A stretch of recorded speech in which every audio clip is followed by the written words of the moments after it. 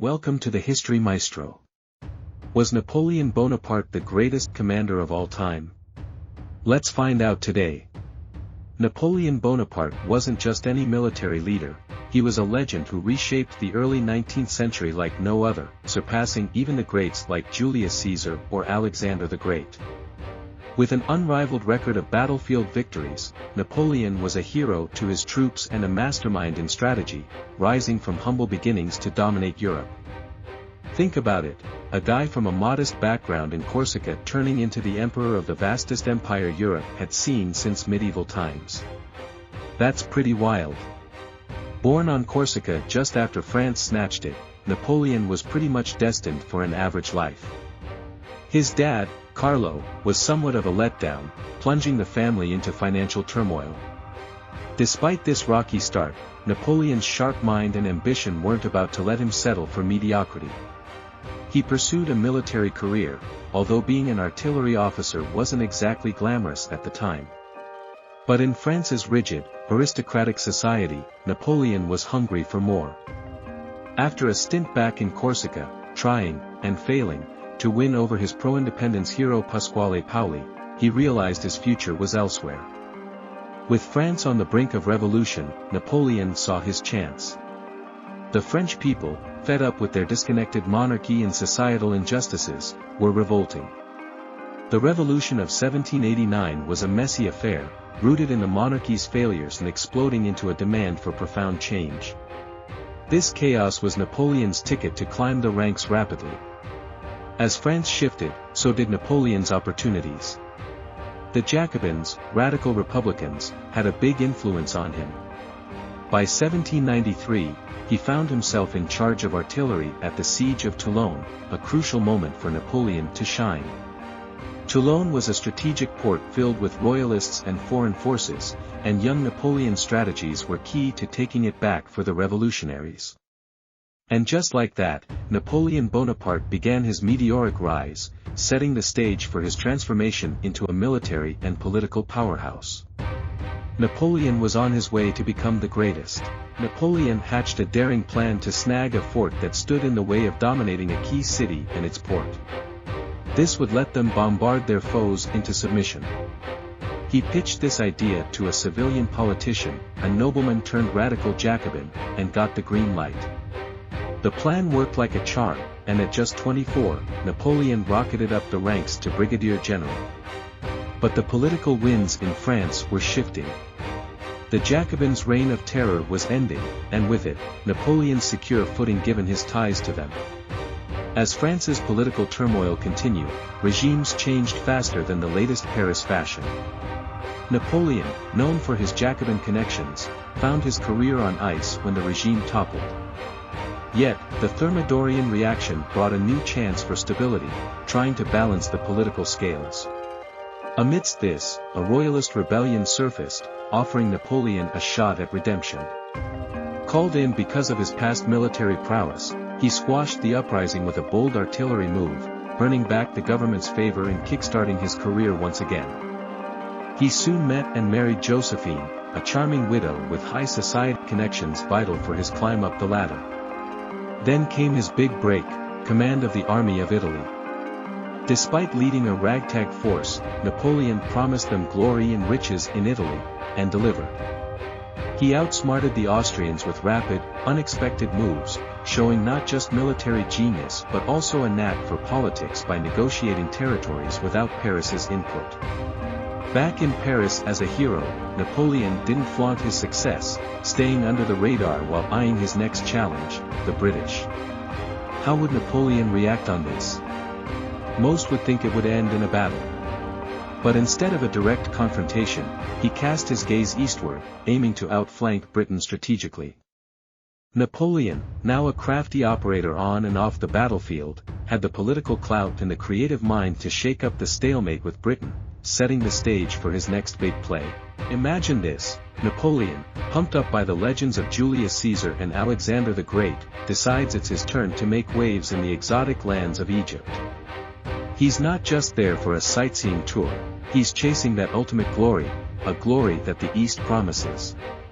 It's all about him, his ambitions, and how he plans to engrave his name in history. So, he packs up his military and a crew of brilliant minds, setting sail towards an adventure that's bound to stir up a storm. These aren't just any brainiacs, they're hundreds of scientists ready to dive into the mysteries of Egypt, to unravel its economic treasures and maybe snag a bit more influence on their way to India.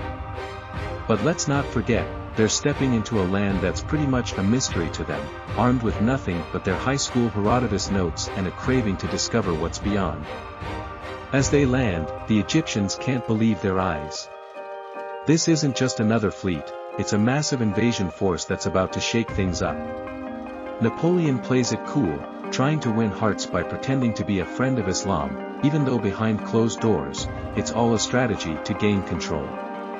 But, let's not sugarcoat it, what follows is a messy occupation filled with looting, deception, and a side of Napoleon trying to play the hero. But oh, how the tables turn when Napoleon, feeling untouchable, gets a reality check from the British Navy courtesy of Admiral Horatio Nelson at the Battle of the Nile. Stuck but not defeated, Napoleon swings back with all he's got, although his grand plans start to crumble.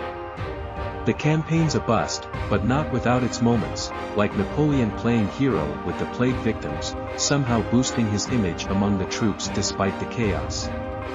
Fast forward, and Napoleon ditches his army, sneaking back to Paris before anyone's the wiser about the fiasco. France is a hot mess, politically speaking, and here comes Napoleon, fresh from Egypt, sliding into power amidst the chaos. With a bit of brotherly help and a not-so-smooth coup, he declares himself first consul, giving the illusion of unity and democracy through a suspiciously unanimous plebiscite. In the end, what France really craved after years of turmoil was a bit of peace and stability, and Napoleon, with his iron fist in a velvet glove, promises just that.